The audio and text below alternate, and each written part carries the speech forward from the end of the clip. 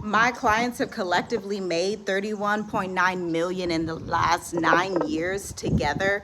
And I'm gonna break it down for you today so that you can understand how to take your business to the next level. Because listen, the way this economy is going, everybody is about to be an entrepreneur. Back in 2022, I was awarded on the Marketer Hire platform and accepted as the top 1% of email marketers. Now, this is a platform where they connect the top 1% of marketers. They could be ads managers, chief marketing officers, but my specialty is email marketing, and they connect them with companies like Netflix, Walmart, and other huge American companies based out of San Francisco. And as an Ohio girl, I thought that was amazing because, Ohio is in the Midwest and we don't really have like a San Francisco business type of landscape. But today, I'm breaking it all down, how you can use those same corporate strategies and apply them to your own small business. Today, we're going to cover 4 core areas: your welcome sequences, your automations, how to stay consistent. And consistency isn't just how much you're posting, but the actual message that you're putting out there. And then the tools, because there are a couple lessons that you can learn from these corporations out here. Because what I've learned is that big money does not waste money. These people and these corporations behind the scenes, their retention marketing teams with the product managers and the growth marketing managers that I came in to consult with while living in Tanzania, while being a digital nomad abroad, these people and corporations use Google Slides and Google Docs. This video is just about to blow your mind because you get the real behind the scenes. But let's get started. Lesson 1 is your welcome sequence. Now, you may be a little bit confused about what a welcome sequence is if you are brand new to email marketing. If you are posting on social media, if you only do speaking engagements, if you have a podcast but you don't have a retention mechanism to bring those people back into your sphere of influence that you actually own. Because let's face it, you do not own Instagram. We don't even own YouTube. Like the way that I'm speaking to you today, I do not own YouTube, but I have an email list of 3,382 subscribers. It could have grown actually because it has grown 344% in the last month, but I have an email list, an owned body of work where I communicate with my audience every single day. Rain or shine. I'm writing white papers, I'm writing ebooks, and I'm breaking down everything that's going on in my business and in my clients' lives as well.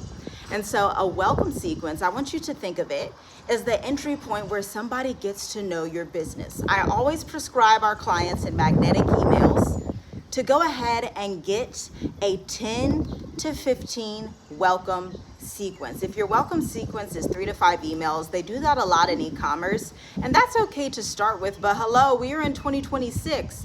Buyers need to hear more from you. They want to trust you. But if you cut the message off too quick, they don't even get a chance to understand who you are, what you do, and how you are going to make their life phenomenally better. Now, besides introductions, a welcome sequence is designed to orient your client or your prospect client. A welcome sequence is going to increase the likelihood of somebody showing up to a sales call with your sales team. It's going to increase your lifetime retention because it's an additional touch point. I always use this analogy when I'm doing speaking engagements. And it's the analogy that, think back to the old days when somebody had like a knife company or a fax machine, and they would walk down the street selling fax machines, going door to door, business to business. Those were all touch points they had to get in per day. They had to meet a certain quota, but somehow in 2026, small businesses find it hard to wrap their minds around the fact that they have to meet a quota. And so the only reason that you would not need email marketing, and even then I can't even say that that's a reason, but the only reason that you would kind of not have to show up as much is literally if you're going door to door to 100 doors, you and 3 other people selling your offers randomly to the public. If you are not doing that, then you need a welcome sequence. You need an email marketing strategy. In fact, your business is starving and dehydrated without it. Now, welcome sequence is also designed to decrease confusion and teach people how to think about your business and their readiness levels on the buyer's journey, because they can go from being completely unaware of what you sell, who you are, they may not even know that they have a problem, to being problem aware, where they're now like, okay, I see that I have this problem, but now I'm on the market to see who can actually provide a solution, to being solution or product aware, which is where they're reading your emails and you're talking about everything that you provide for your clients, your behind the scenes experience, what it looks like to onboard with you. That's more solution aware. And then retention aware is where we increase their lifetime value. And the lifetime value in marketing is how long a client stays on with you. For every single business is different across education technology, tax relief. I've worked with credit unions, I've worked with healthcare firms. Across every single business, this is different. Even if you're in the same industry, you can have totally different products. For example, a finance firm and a credit union, like a tax relief company versus a credit union, sell different products, although they're both in finance. A credit unions, or at least the ones I worked with out in San Francisco, they're typically trying to sell a mortgage loan, an auto loan, something of that nature, which has a rather long lifetime value, because loans have like a 20-year lifetime value depending on what the loan actually is, versus a tax relief firm that works with their clients on one signature offer. They get their tax debt down, negotiate it for them, people and entrepreneurs who have not paid their tax debt, wealthy people. They negotiate it on their behalf, and then that's it. There is no other offer that can extend the lifetime value. Those are two totally different spheres that exist within the same industry. And by the way, if this is hard for you to understand how a welcome sequence functions, how somebody receives emails from you even when you're asleep, you may want to subscribe to my email list, because I have a 10 email welcome series that actually functions as a 21-day email marketing course at the link in the description. You will get emails from me for 2 straight weeks, 10 emails, where I'm walking you through the 21 high caliber ways to book clients in 2026 and beyond. You should check it out. Then you can feel what a welcome sequence actually feels like, to see if that's something that you need to install in your business during a Magnetic Emails VIP day. Link in the description. Now, I don't know about you, but as a mom of almost 6 children, I'm 7 months pregnant, I like to reserve my energy. The way that I seem like I'm omnipresent, that I'm always on, that I'm always marketing, is completely due to the systems and infrastructure that I've set up for my own business after being in business for 9 years, so that I'm always talking to my people without literally having to go door to door. I'm educating them. I'm telling them stories. One of my favorite stories I've told recently is actually a novelty story, and that is an arc that we have inside of Magnetic Emails. This is literally what corporations bring me in to teach their teams. This novelty story was about my childhood and how my mom would sell these vases that were $18,000. Let's just pause. $18,000 at least per vase. She didn't go door to door. She wasn't on billboards like, hey, look at this vase. She understood, although she did not have the language for it, that there was a minimum part of the market, the minimum viable audience that she needed to sell that offer to. And it happened to be a product. It wasn't even a service. Although actually creating the vase with your hands, not using any of those like shortcuts potters use, she would create it with her hands. And she would sell them to universities in Columbus, Ohio, like shout out to Capital University, their dean, for $18,000. Beautiful vases. And so she understood something that most people never understand as entrepreneurs. You do not need to be loud. You just need to be in the right rooms. And you can create your own room with email marketing, which is why we now need to talk about automations. Now, I told you about the welcome sequence, and that's technically an automation that somebody gets when they go to your Instagram profile, when they come across your YouTube video, your podcast links. They are automatically, if they decide to opt in, and your lead magnet is good enough in the 2026 economy. I say that because you do have to audit these things every 6 months to every year to ensure that you are speaking to the caliber of client that you want to speak to. But after you audit it, And after they've already opted in and decided it is a valuable lead magnet, check out my portfolio below at www.tiffygwrites.ai and .co, because I just show my portfolio on my websites. It's quite stunning, okay? But after they opt in, they get those emails, 10 emails automatically dripped out over 2 weeks. You can increase it and do 15 emails. If you're e-commerce, you may just do 7 emails over 3 weeks, whatever you'd like to do. It really depends on your business model and how your clients make buying decisions. But there are other automations that you should know about as well, like a sales sequence. Now, this is a very popular one in our firm, Magnetic Emails VIP Day. Our clients will come in, pay $2,750 and get 20 emails within 7 to 14 days. Now, the goal with that is that they are sales focused. So we are taking somebody that's on their email list from being problem aware to solution aware. By the time they're on your email list, most of these people are not unaware of their problem, okay? They've already moved to that middle part of the funnel, or that middle area of the upside down triangle, where they are now ready to learn more about your specific offers, what their life looks like after working with you. And too many times entrepreneurs will get email subscribers, either too many at once that actually are not aligned to their email list at all, so they then have to go through and delete thousands and thousands of people.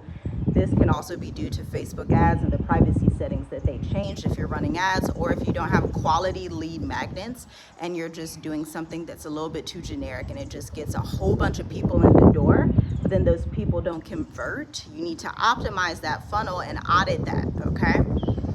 But then the sales sequence is really designed to show them what their life looks like after working with you. And I cannot tell you how many businesses, even corporations, when I consult with them, not just small businesses, don't understand this, but corporations forget about this too, because you get so wrapped up in the beginning phase of, okay, let me introduce our offers. Let me just keep telling them about the team. Let me tell them about this other accolade we got.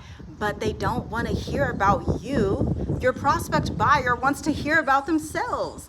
They want to hear about what their life is going to be like. They want to feel like that you empathize with them if they are going through something very, very difficult. If they are sick, if their business is going through a weird phase where they don't know how to hire their next marketing director, or they don't know how to bring on a new accountant, or they owe taxes, or maybe it's somebody that's perimenopause and they want to work with a functional medicine provider. You need to empathize with them and talk about their problem, not your solution too much. Talk about their problem and show them what life looks like after working with you. Okay, one example of this is if you have an email and you write the email and it says something to the tune of, picture 9 months after going through our 6-week intensive. Your life is totally different because X, Y, and Z. Here's how your family is different. Here's how your business is different. You get to travel more. You get to take a deep breath. Those would be all of the things that you should write about to help somebody imagine what their life looks like after they work with you. So that is a sales sequence in a nutshell, but we also have abandoned cart sequences, and this is across all industries. In e-commerce, this is going to look like literally something they call an abandoned cart, where somebody, you've done this before, if you're shopping on Target's website, Target sends you an email and they're like, hey, you left 2 items in your cart. Well, service providers and financial institutions use this as well. I was working with a credit union out in San Francisco, and they would have abandoned, not cart, abandoned application emails, where it's like, oh, you didn't finish your application. Oh, you meant to book a call with us, but you didn't do it. These are a type of sales follow-up. So this is super sales heavy. These are designed to be short and straight to the point, to just get clients to book right away, because again, these people have already heard from you. They're already on your email list. You don't need to reiterate what you do 20,000 times. You need to get straight to the point and just remind them, and you would be surprised how many people would purchase from you in the next 3 hours if you were to actually send a few follow-up sequences to them. Now, the next automation that we have to talk about is something that is always forgotten. It's the re-engagement sequence. This is the sequence that you put out when people are unsubscribing, when people are not opening your emails, when it seems like everybody just forgot about who your business is. Now, we can talk about why that happens. You could be hitting spam.